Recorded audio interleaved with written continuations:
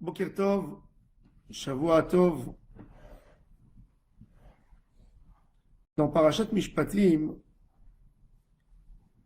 il y a un domaine que la Torah parle là-dessus, c'est le domaine de la responsabilité d'un homme sur tout ce qui lui appartient, qu'il fasse attention et qu'il garde pour ne pas que cet objet fasse un dégât à quelqu'un d'autre. La responsabilité de l'homme sur ses biens. Et la Torah nous donne un exemple d'un homme qui avait qui a fait un feu dans son champ. Il a voulu brûler les herbes, les mauvaises herbes, les épines qu'il a ramassées. Il a laissé le feu. Et les épines, quand elles brûlent, ça éclate. Et il y a des étincelles qui sautent. Et il y a une étincelle qui est partie et qui a allumé un champ de blé, d'orge, de la végétation, des habitations. L'homme qui a brûlé les épines et qui n'a pas fait attention et qui n'a pas gardé comme il faut, il est responsable de tout cet incendie et il est chargé à payer tous les dégâts qui ont été faits.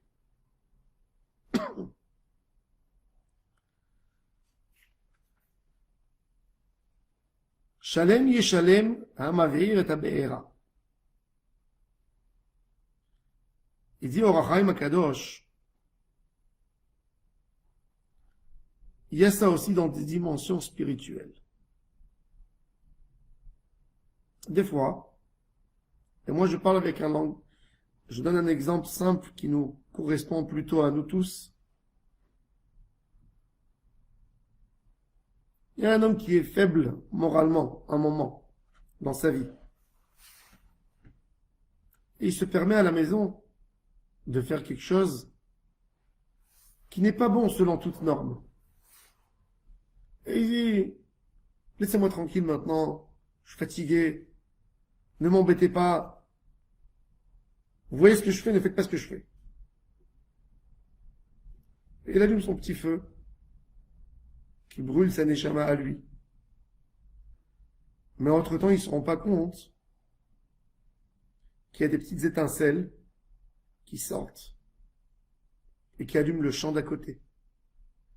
Et il brûle des champs. Il brûle du blé, qui est le champ de ses enfants, qui ont des âmes pures, qui n'ont jamais connu le mal, qui n'ont jamais vu des mauvaises choses. Et lui, il leur a amené les mauvaises choses. Sans se rendre compte. Il a dit, moi, je suis responsable de moi-même. Je sais qu'un jour, je devrais rendre des comptes devant mon Créateur. Je prends sur moi, j'assume moi. Mais tu n'es pas capable d'assumer tes enfants. Mais tu vois bien que ce que tu fais a une influence sur tes enfants, sur ton entourage. Ça n'existe pas un homme. On n'a pas à se permettre à tomber dans ces endroits. Ou dire, on est faible, nous on va s'arranger avec Hachem. Non, ça n'existe pas. Dans une vie humaine, ça n'existe pas parce que ça a toujours une influence sur quelqu'un d'autre. Ça va influencer ta femme, ça va influencer tes frères. Donc quand tu es adolescent, ça va peut-être même influencer tes parents, ça va influencer tes enfants, tes élèves, ton entourage. Chaque action d'un homme réveille et fait sortir et dévoile des choses cachées chez les autres. On ne peut pas s'imaginer l'influence de l'individu sur la société. Le Rav Dessler explique des choses. Quelle est la force de l'influence de la société? Il dit, imaginez-vous 10 juifs dans une ville, Et ces juifs, ils veulent se préserver et se garder. Donc ils se disent, allez, on fait un groupe WhatsApp pour venir à la prière le matin. Ensuite, on mange tous cachère. Et chacun surveille que l'autre, qu'on est bien soudés tous dans cette idée pour ne pas s'éparpiller et casser tout. Le premier homme qui a cassé, il va avoir un grand débat avec les autres. Ils vont lui tous le pointer du doigt et lui dire tu nous as fait du mal et tu as cassé, on était 10, maintenant il n'y a plus 10. C'est terrible. Quelle pression de société. Mais déjà, quand il y a un qui est parti, le 9e qui voudra sortir du groupe, il aura chez qui aller se recueillir. Ainsi le 7e, ainsi le 6e. Et quand on arrivera de 5 à 5, ce sera un simple choix ou être.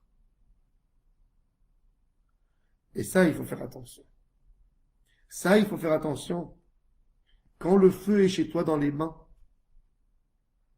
quand la torche elle est chez toi, fais attention.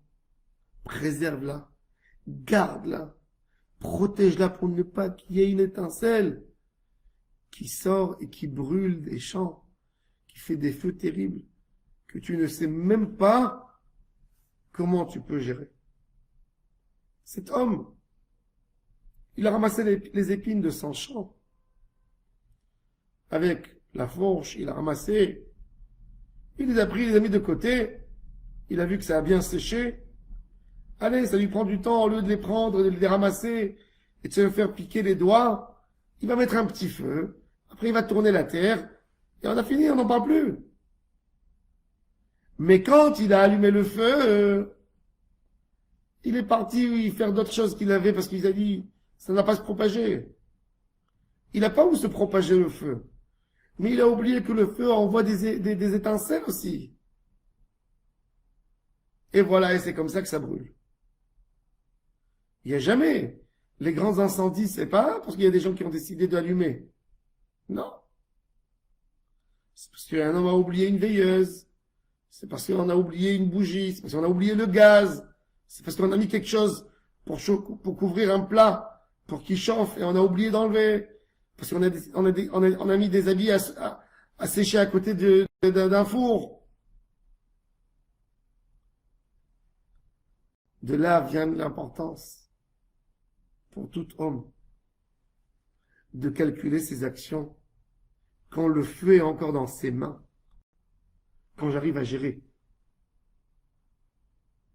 Il faut savoir qu'en fin de compte, la Torah a dit Shalem Yeshalem Amavir et Abéhérin.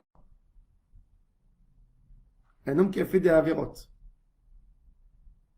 Quelle tête il a à dire à ses enfants ne les faites pas. Si lui il a fait.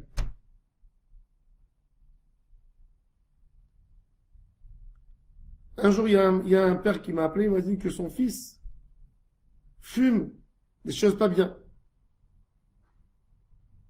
Est-ce que je peux parler avec son fils? J'ai appelé le fils. Il m'a dit, qui c'est qui t'a dit ça? Je lui ai dit, écoute, moi j'ai pas l'habitude de tourner en rond. Je te dis, voilà ton père. Il dit, mon père, c'est mon père qui m'a donné l'envie de fumer puisque je le voyais fumer lui, avec ses amis. Comment il peut me le dire à moi? Et là, le père paye avec les hontes, les dégâts que lui, il a fait. Quand un homme fait lui quelque chose, quand lui il dit un méchant mot dans la maison, quand lui il se comporte pas bien, et il est en train de se justifier, il dit moi j'ai raison,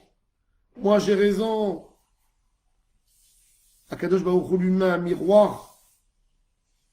Quelque temps plus tard, son fils fait pareil, et là le père qui pleure, son cœur brûle quand il voit son fils qui fait ça. Comment mon fils, il fait une chose pareille? C'est pas beau. Mais il oublie. Lui, il a fait ça pareil avec sa femme à la maison. Donc son fils fait ça avec sa femme. Quand sa belle-fille l'appelle, En fin de compte, il comprend ce qu'il avait fait, lui.